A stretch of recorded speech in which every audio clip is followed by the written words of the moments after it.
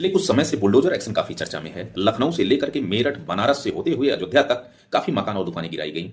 यही चीजें आपको बिहार में भी और उत्तराखंड में भी और न जाने कितने स्टेट में आपको दिखाई पड़ेंगी। फिलहाल दो कारणों से, पहला अपराधी को सजा देने के लिए और दूसरा यहां देखेंगे कि इंफ्रास्ट्रक्चर को डेवलप करने के लिए। अच्छा, एक चीज समझ में आता है कि एक तो ऐसे मकान गिराए गए हैं जहां पर अवैध रूप से लोगों ने जो है कब्जा करके अपने मकान बनाए हुए थे।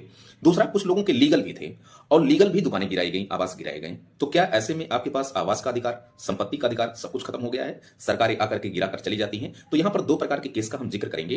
पहला, चमेली सिंह वर्सेस उत्तर प्रदेश राज्य का मामला आया था 1996 में। यहां पर आवास का अधिकार, प्रश्रय का अधिकार, घर का अधिकार, माननीय सुप्रीम कोर्ट ने कहा कि यह जीवन जीने का एक पार्ट है, अनुच्छेद 21 का पार्ट है, एक फंडामेंटल राइट है। ठीक है, सम्मानपूर्ण और प्रतिष्ठापूर्ण जीवन जीने का अधिकार है। वहीं पर जाहिद अली वर्सेस उत्तर प्रदेश राज्य का मामला अभी हाल ही में आया और माननीय सुप्रीम कोर्ट ने कहा कि कोई तरीका नहीं है कि जबरदस्ती किसी की संपत्ति को, अगर वो अपराधी है तो घर गिरा करके या बुलडोजर एक्शन के माध्यम से उसको जस्टिस दिया जाए।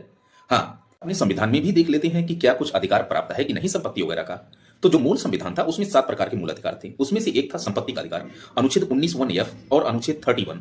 दोनों में संपत्ति के अधिकार थे, फंडामेंटल राइट हुआ करते थे। लेकिन इतने समय 44वां संविधान संशोधन अधिनियम 1978 के तहत इसको समाप्त कर दिया गया है। मतलब संपत्ति का अधिकार कोई फंडामेंटल राइट आपका नहीं है। ठीक है, हाँ, विधिक अधिकार है, कानूनी अधिकार है, अनुच्छेद 300 का के तहत। ठीक है, अब समझना जरा, एक अनुच्छेद समझते हैं, अनुच्छेद 31A। 31(1) में 2 है, एक 31A, 31(2). ठीक है ना। तो 31(1) में क्या कहा गया है?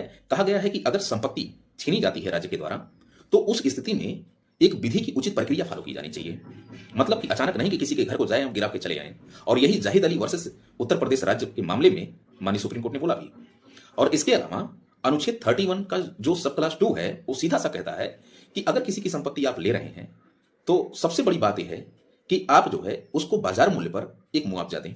और जो उद्देश्य होना चाहिए संपत्ति लेने का वो सार्वजनिक हित, जन कल्याण, इंफ्रास्ट्रक्चर, इन सब सारी चीजों के लिए होना चाहिए। फिलहाल अगर आपने अवैध रूप से कब्जा करके अतिक्रमण रूप से अपने मकान वगैरह को बनाए हैं तो किसी प्रकार की संपत्ति आपको, किसी प्रकार का मुआवजा या बाजार मूल्य पर आपको कोई भी राशि प्राप्त नहीं होने वाली।